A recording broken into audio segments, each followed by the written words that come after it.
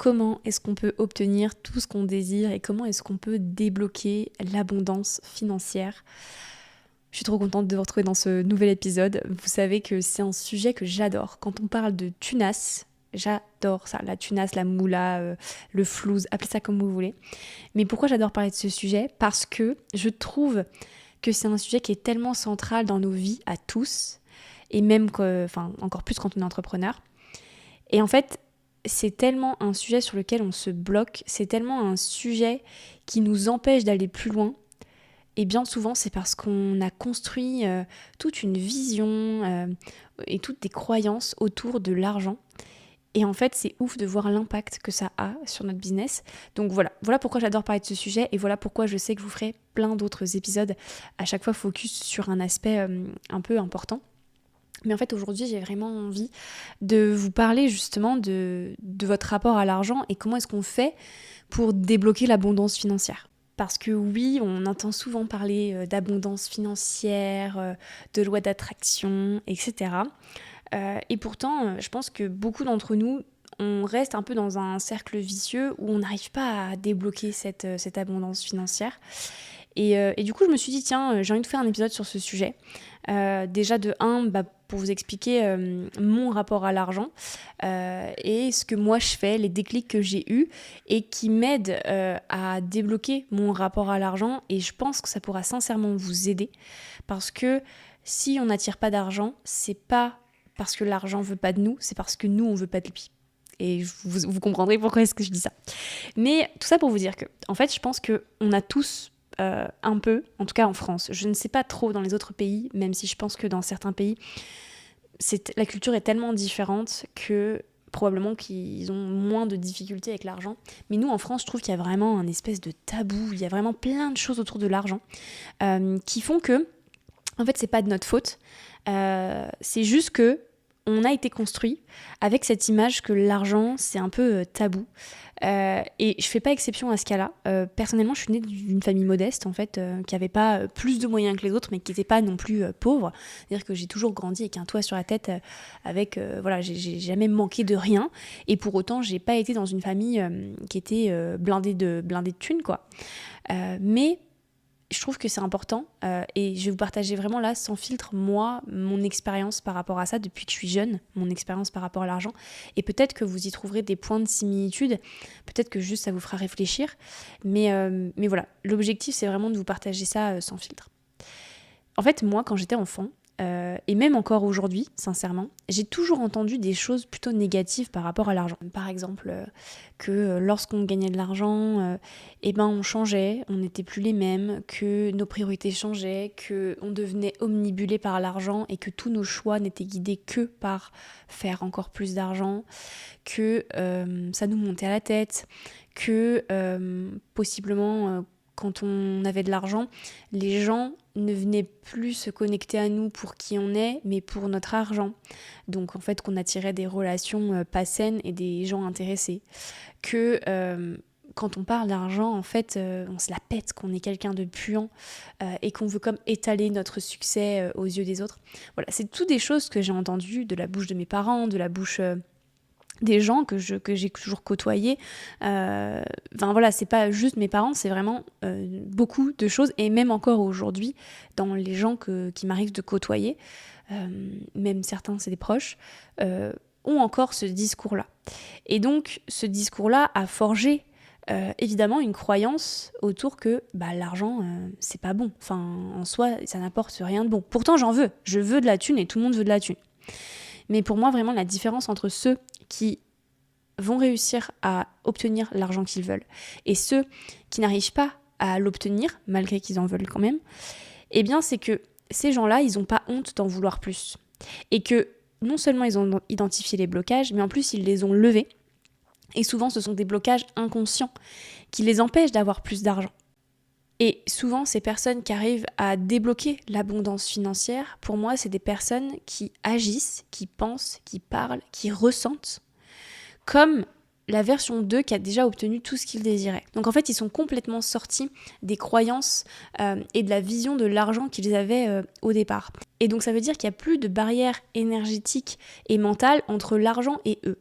Je vais m'expliquer parce que, en vous donnant quelques exemples, ça vous donnera de la matière pour justement réfléchir à vous, quel est votre rapport à l'argent.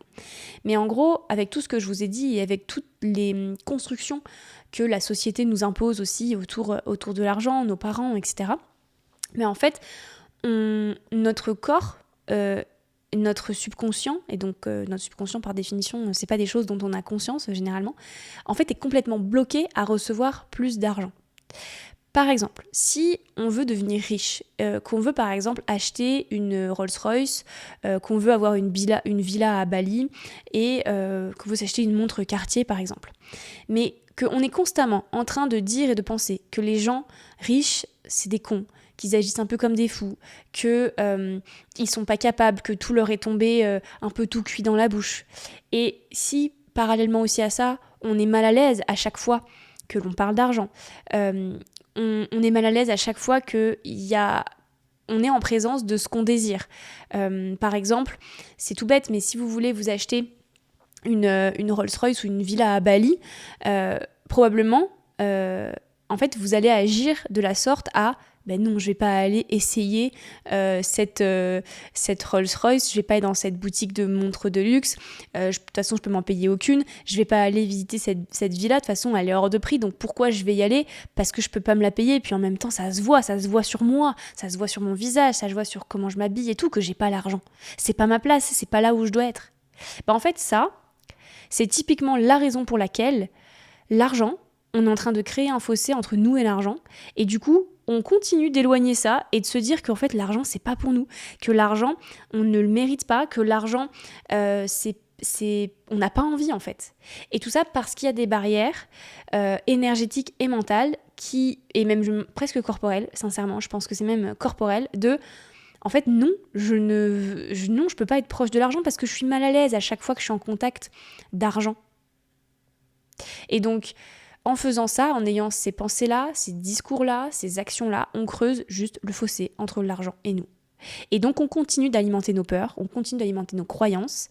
Et tout ça, ça fait que vraiment, il y a un vraiment blocage énergétique qui nous empêche de passer au step supérieur. Si l'argent, c'est quelque chose de honteux pour toi, si l'argent, c'est quelque chose dans lequel tu es inconfortable, si l'argent, c'est quelque chose auquel tu n'aimes pas être confronté, dont tu n'aimes pas parler, si l'argent, tu estimes que tu ne l'as pas, donc tu ne le mérites pas, mais comment veux-tu que tu attires plus d'argent ? C'est impossible. C'est impossible parce qu'en fait, ton corps, ton esprit, ton cœur sont genre tous en mode non, non, non, en fait, on ne veut pas d'argent parce que pour nous, l'argent, c'est de l'insécurité, pour nous, l'argent, c'est la honte, pour nous, l'argent, c'est les relations malsaines, pour nous, l'argent, c'est devenir quelqu'un d'autre. Pour nous, l'argent, c'est pas notre place, c'est pas là où on doit être, c'est honteux, c'est déstabilisant, vous voyez, tout ce genre de choses-là, en fait. Et donc, pour moi, l'une des clés pour débloquer un peu, on va dire, les énergies et commencer à vibrer plus haut et commencer à travailler le rapport qu'on a réellement avec l'argent, c'est de commencer à agir comme la version de vous, entre guillemets, qui a déjà ce que vous désirez. Et donc ça veut dire ne pas écouter cette petite voix dans la tête là qui vous dit « Mais non, ne regarde pas cette villa sur Airbnb, tu peux pas te la payer. Non, ne va pas essayer cette voiture incroyable, tu peux pas te la payer. Non, ne va pas dans un resto 4 étoiles parce que tu peux pas te le payer. Non, ne va pas discuter avec des gens qui ont de l'argent parce que de toute façon, c'est des cons. » Et en fait, c'est tout ça, c'est toutes ces choses-là qui vous séparent de vous et l'abondance financière. Et si je reprends mon exemple de ok, je veux une Rolls-Royce et je veux par exemple une villa à Bali ou j'en sais rien, en fait, aujourd'hui peut-être que oui, vous n'avez pas les fonds pour vous payer une Rolls-Royce, pour vous payer une montre Cartier, pour vous payer une villa à Bali, peut-être, ok. Mais c'est évident que vous n'allez pas faire un crédit à la consommation pour aller chercher ça. C'est pas ce que je suis en train de vous dire, attention. Mais en fait, c'est plus dans votre comportement, dans votre manière de penser, que là, vous pouvez changer quelque chose. Et c'est des petites actions qui aujourd'hui vous paraissent tellement inconfortables, tellement inenvisageables, et bien c'est ça qu'il faut faire. Typiquement, c'est d'aller dans un magasin qui vend des Rolls-Royce et c'est d'aller la regarder, d'aller demander à l'essayer. C'est d'aller dans une bijouterie, Cartier ou peu importe, et d'aller essayer la montre. Même si vous savez au fond de vous que là, tout de suite, vous n'avez pas les fonds, donc vous n'allez pas repartir avec la montre, mais pourtant, en fait, ça joue un rôle considérable sur votre rapport à l'argent. C'est-à-dire qu'au lieu de mettre constamment une barrière qui est physique, sincèrement, au lieu de mettre une barrière qui est physique et énergétique entre l'argent et vous, et en mode ça c'est trop bien mais je l'aurai jamais, pourtant je le rêve mais je l'aurai jamais parce que de toute façon je suis comme ci, je suis comme ça, et bien en fait là vous faites vous-même ce stretch, vous faites vous-même ce grand écart, et en fait vous allez vous confronter à l'argent. Vous l'avez pas encore, mais vous y allez. Et en fait, ça a quel rôle ? Ça a le rôle de vous familiariser avec l'argent. Et plus vous allez faire ça, plus vous allez vous rendre compte que l'argent, en fait, toutes ces choses-là qui vous font kiffer, je parlais de voiture, je parlais de montre, mais ça peut être tellement d'autres choses. En fait, en réalité, c'est tellement propre à chacun. Mais faites les choses qui aujourd'hui vous semblent impensables. Parce que ça vous rapproche de l'argent et ça commence à créer une relation qui est beaucoup plus saine avec l'argent. C'est-à-dire que, en fait, vous y allez et même si vous n'avez pas cet argent-là, déjà de 1, personne ne le sait. C'est-à-dire que ça ne se lit pas sur vous, c'est pas écrit sur votre front, elle n'a pas l'argent, elle va pas pouvoir l'acheter. Déjà, premièrement, ça c'est la première chose, c'est désacraliser ça. Et de 2, en fait, plus vous allez être proche de ces milieux-là, de ces milieux où il y a de l'argent, des choses qui ont de la valeur, etc., plus ce sera simple pour vous d'en être proche, et moins vous aurez honte, et moins ce sera une barrière, et moins ce sera frustrant, et moins vous serez mal à l'aise par rapport à l'argent. Et du coup, plus votre subconscient va comprendre qu'en fait, il est en sécurité. Qu'en fait, ok, il a peut-être pas l'argent là tout de suite pour s'acheter ça, ça et ça, ou pour s'entourer de telle et telle personne, etc., ou pour vivre telle et telle expérience, mais il s'en rapproche, et il se dit, en fait, je suis tellement proche que ça devient de plus en plus imaginable, ça devient de plus en plus envisageable, et je suis de moins en moins mal à l'aise, je suis de moins en moins insécure en présence d'argent.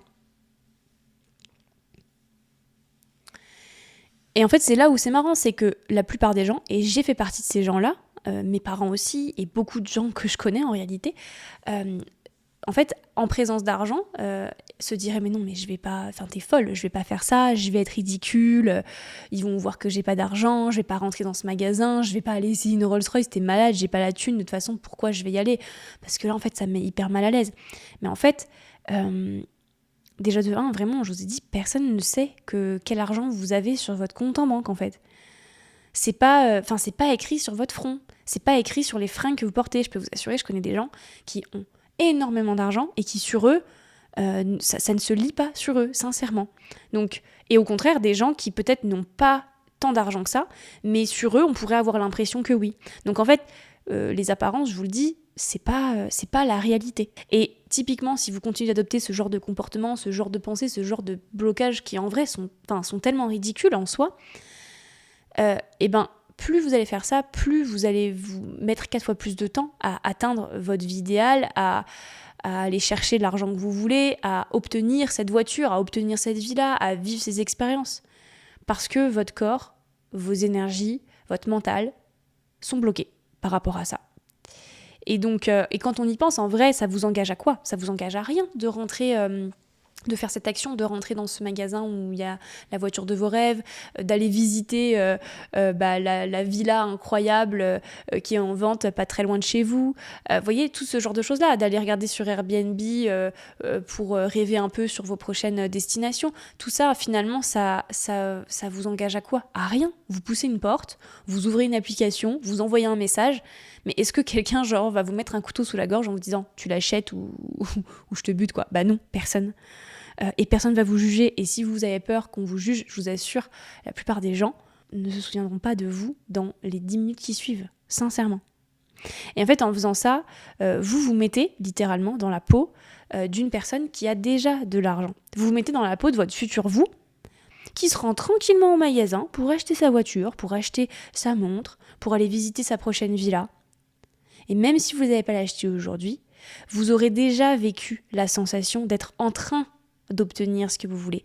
Vous serez déjà dans l'énergie de « Ah putain, je commence à ressentir ce que ça fait d'être en présence de ça. » Et plus vous allez faire ça, plus vous allez vous rendre compte qu'en fait, votre fréquence énergétique, non seulement elle va augmenter, mais en plus, vous serez de moins en moins mal à l'aise à l'idée d'aller vous acheter cette voiture, cette montre, cette villa, de vivre cette expérience, etc. Alors que si vous restez dans votre canapé, à rêver la vie de luxe secrètement, sans en parler, en ayant honte, en continuant de penser que de toute façon c'est pas à votre portée, que c'est pas fait pour vous, que vous avez toujours grandi dans ce milieu-là et donc du coup vous avez ces valeurs-là et donc que l'argent c'est pas bien, et que vous continuez en fait à juste garder cette volonté un peu cachée, un peu secrète en vous, mais il se passera rien. Et tout ça c'est vraiment valable pour tout, pas juste pour une Rolls-Royce. Juste réfléchissez à ce que vous voulez vraiment obtenir ou vivre et dites-vous qu'est-ce que je peux faire aujourd'hui, comment je peux agir aujourd'hui pour me rapprocher un peu plus de cette version de moi qui a déjà ce que je veux ou qui vit déjà ce que j'ai envie de vivre. Si votre rêve c'est d'aller vivre à Bali, ok, peut-être qu'aujourd'hui ça vous paraît un peu compliqué, mais déjà commencez à regarder les maisons à vendre à Bali. Peut-être que vous pouvez commencer à chercher les opportunités de partir en vacances à Bali. Peut-être que vous pouvez regarder si vous pouvez adapter votre travail à Bali. Tu vois, c'est ce genre de choses-là qui vont vous aider. Peut-être que ça peut être aussi de commencer à se mettre sur des groupes où il y a des expats à Bali, de commencer à créer des relations avec ces gens-là. Et en fait, vous allez voir que tout ça va débloquer la suite. En fait, c'est des actions et des pensées intermédiaires qui, step by step, t'amèneront vers ta destination finale, vers tes envies profondes. Et moi, je l'ai fait, donc pour ceux qui situent un peu, j'habite en Haute-Savoie et j'habite à quelques minutes de la ville de Megève.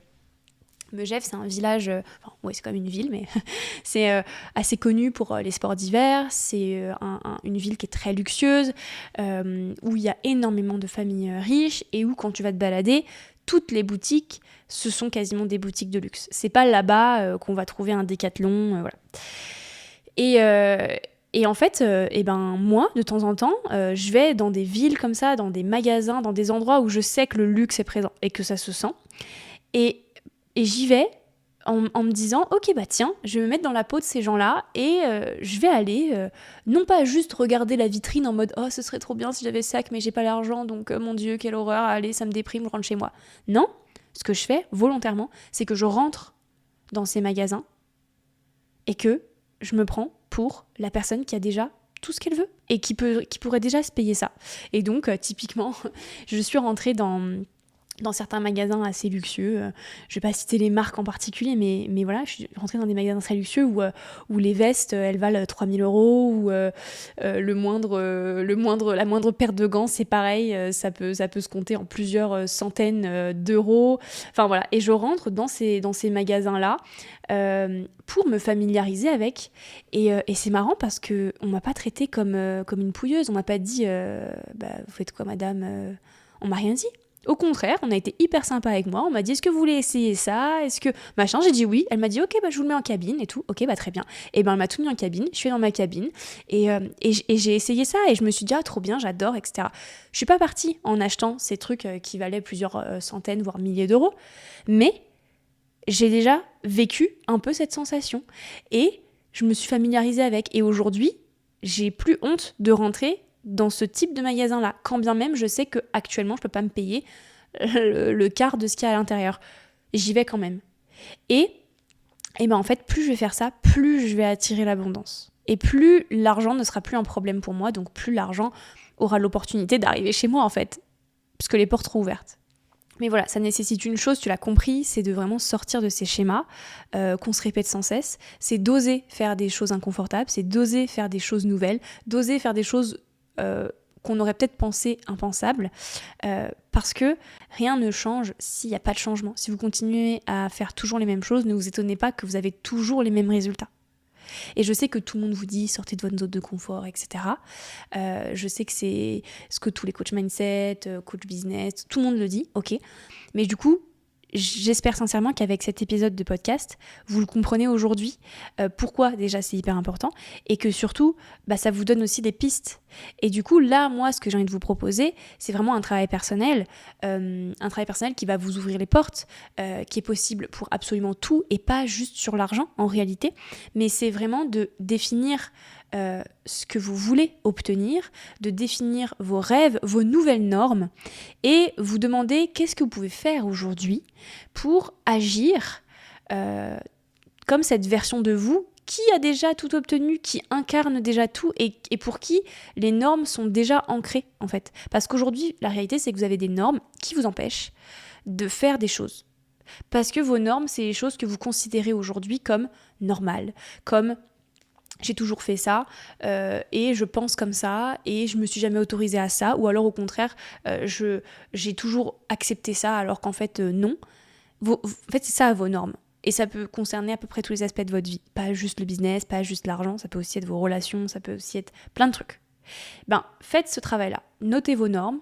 Aujourd'hui, c'est quoi vos normes en fait ? C'est quoi qui régit un peu votre vie, vos décisions, etc. Quelle est votre façon de penser ? Quelle est votre façon d'agir sur les différents sujets qui vous viennent, évidemment. Et demandez-vous en face, c'est quoi les nouvelles normes que vous avez envie d'incarner ? C'est quoi que vous avez envie de changer ? C'est quoi les choses que vous acceptiez et que vous ne voulez plus accepter ? C'est quoi au contraire les choses que vous ne vous autorisiez pas à recevoir, que vous ne vous autorisiez pas à accepter et qu'aujourd'hui vous avez envie dans ces nouvelles normes de recevoir ? C'est quoi ces choses qui étaient normales pour vous et qu'aujourd'hui, hop, vous avez envie de mettre la normalité sur autre chose ? Et faites ce travail-là. En réalité, ça peut être avec l'argent et avec plein d'autres sujets, comme je vous le disais. Et vous verrez qu'en fait, il y a un gap entre vos normes actuelles et vos nouvelles normes, celles que vous avez envie d'ancrer.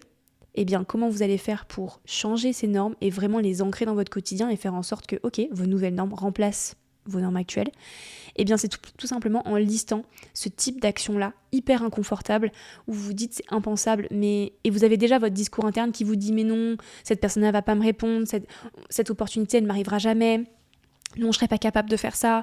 Non, je vais pas aller dans cet endroit-là, mon Dieu, la honte. Eh bien, c'est justement typiquement ça que vous devez mettre en lumière et c'est typiquement ça que vous devez faire. Parce que c'est justement toutes ces choses-là que vous ne vous êtes jamais autorisé à faire, que vous êtes toujours empêché d'actionner ou de penser, et donc qui vous séparent probablement de ce que vous désirez vraiment. Voilà, souvenez-vous vraiment de ça, que si vous voulez que les choses changent, il faut que vous changiez des choses. Parce que si vous faites constamment la même chose, ne vous étonnez pas d'avoir constamment les mêmes résultats. Voilà pour cet épisode de podcast. J'espère que vous avez kiffé. En tout cas, moi, j'ai adoré l'enregistrer. Vous le savez, j'adore parler du sujet de l'argent. Dites-moi en commentaire. Je crois que maintenant, on peut mettre des commentaires sur Spotify. Je sais pas trop ailleurs. Oui, je pense qu'on peut mettre une note sur Apple Podcast. Donc, n'hésitez pas d'ailleurs. J'en profite à me laisser une petite note. Ça me fait toujours plaisir. Une note, un commentaire. C'est toujours hyper enrichissant pour moi déjà de vous lire, de pouvoir créer des discussions aussi par la suite avec vous, et en plus ça aide vraiment le podcast à se développer et à ce que ça me motive pour que je vous crée encore plus de contenu, des contenus déclics qui vont impacter votre façon d'entreprendre, votre façon de mener et de créer votre vie. Donc voilà, je suis hyper contente de vous avoir partagé ce sujet-là. Comme d'hab, n'hésitez pas à m'envoyer des petits messages, à me faire savoir si vous avez écouté cet épisode et surtout quel impact il a eu sur vous. Je vous embrasse et je vous dis à la semaine prochaine. Merci d'avoir écouté cet épisode jusqu'au bout. Si tu l'as apprécié autant que moi, n'hésite pas à lui donner un petit coup de pouce en lui attribuant 5 étoiles sur ton application d'écoute préférée. Et si tu veux vraiment me faire plaisir, laisse-moi un petit commentaire ou partage cet épisode si tu penses qu'il pourrait aider quelqu'un. Merci, c'est grâce à toi que le podcast pourra impacter encore plus de monde.